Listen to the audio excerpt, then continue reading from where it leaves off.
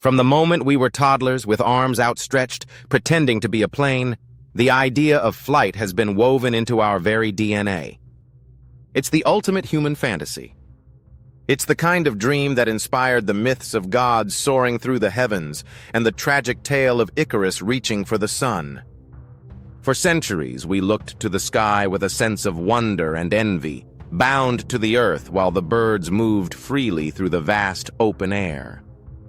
Think about the feeling of looking out an airplane window, a tiny human hurtling through the clouds, or the rush of a skydive, free-falling with nothing but the wind as your guide.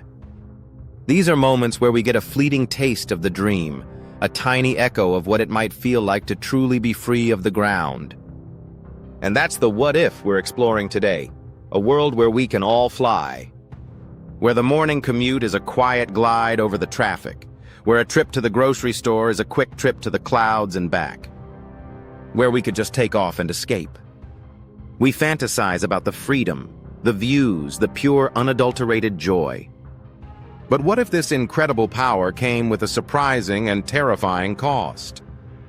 The truth is, if humans could fly, our world would be dramatically different, and not for the reasons you think. The biological cost. The science. To understand the downside of human flight, we have to look at the only creatures on this planet who have truly mastered it: the birds. And when we do, we realize that for us to fly, our very biology would need a complete and brutal overhaul. The first and most immediate problem is our weight. A key principle of flight is the ratio of weight to lift. Birds solve this with a skeleton made of hollow, lightweight bones. They're strong, but they're incredibly light. We, on the other hand, have a dense, heavy skeleton designed for support and protection. If our bones were hollowed out like a bird's, we would be incredibly fragile. A simple fall from a standing height could shatter a leg. A collision with a stray branch or a rough landing on a hard surface would be catastrophic. Our very existence would be a constant risk of breaking apart. Next, there's the power problem. Flight requires an insane amount of muscle power. A flying bird's pectoral muscles, which power its wings, can account for up to 35% of its entire body weight. Now look at a human. Our pectoral muscles are a tiny fraction of that.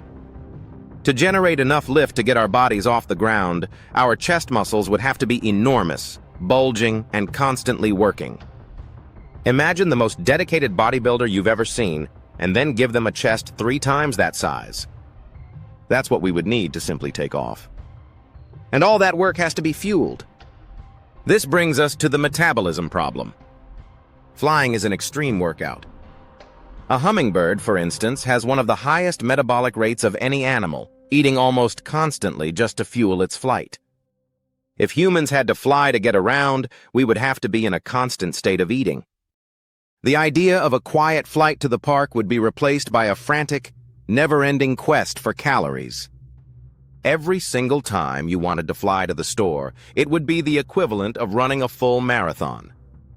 You would be perpetually hungry, perpetually exhausted, and perpetually trying to find your next meal. But even with all that muscle and all that food, there's still the breathing problem. Our lungs, as amazing as they are a two-way system. We breathe air in, we exchange oxygen, and we breathe the same air out. Birds, on the other hand, have a one-way respiratory system. They breathe air in, it flows through their lungs and into air sacs, and then fresh air flows through on the exhale as well. This allows them to extract oxygen far more efficiently, which is absolutely necessary for the low oxygen conditions of high-altitude flight. Without a complete re-engineering of our respiratory system, a high-altitude flight would be impossible, and even low-altitude flight would be a constant battle for breath. Finally, there's the aerodynamics problem. Birds are streamlined, with a pointed beak and a tapering body that minimizes drag. We are not. Our bodies are bulky, our limbs flail, and our noses, as we know them, are not built for cutting through the wind.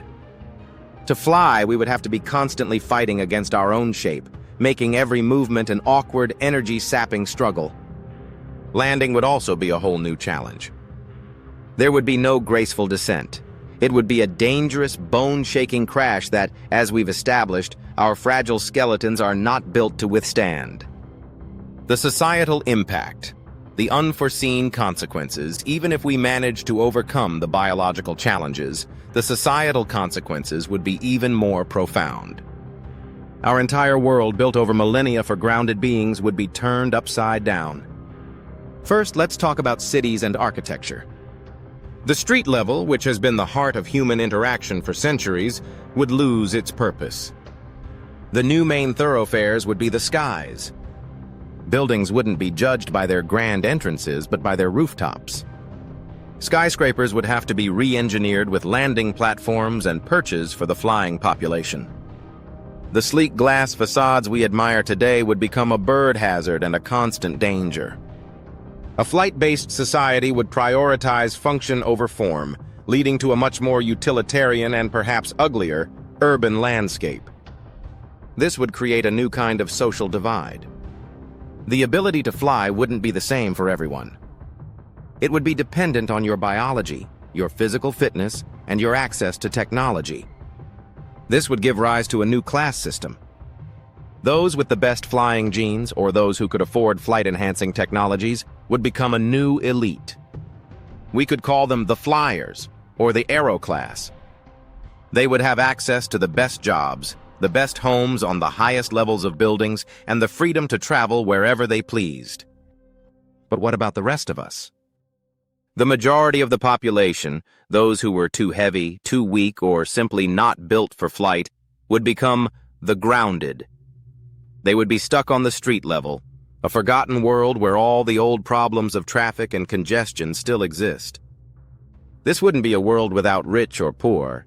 It would be a world with the sky rich and the ground poor, with a massive new chasm between the two. This new reality would also lead to a whole new set of laws and ethical problems. Without a clear air traffic system, the skies would become chaos. We would need a global air traffic control system with flying lanes and strict rules about altitude and speed. Privacy would become a thing of the past. Anyone could simply fly over your backyard or peer into your second-story window, leading to a whole new era of security systems and a constant feeling of being watched. And then there's crime.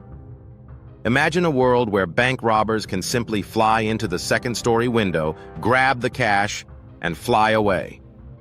Or a world where hit-and-run attacks can be carried out from above, with no witnesses on the ground. The police would need to be re-equipped with flying units, leading to aerial chases and a whole new kind of urban warfare.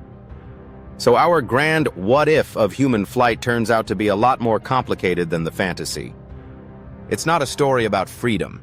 It's a story about biological struggle, social division, and a world where the very act of living would be a constant battle against our own bodies. Our gravity-bound world is balanced for us in a way we often take for granted. The very things that keep us on the ground, our heavy bones, our strong muscles, also keep us safe, secure, and connected to each other.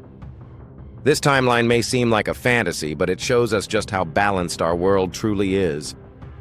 If you want to keep exploring the what-ifs and see how our world could be different, make sure to like this video, subscribe to Timeline Shift, and get ready for our next adventure.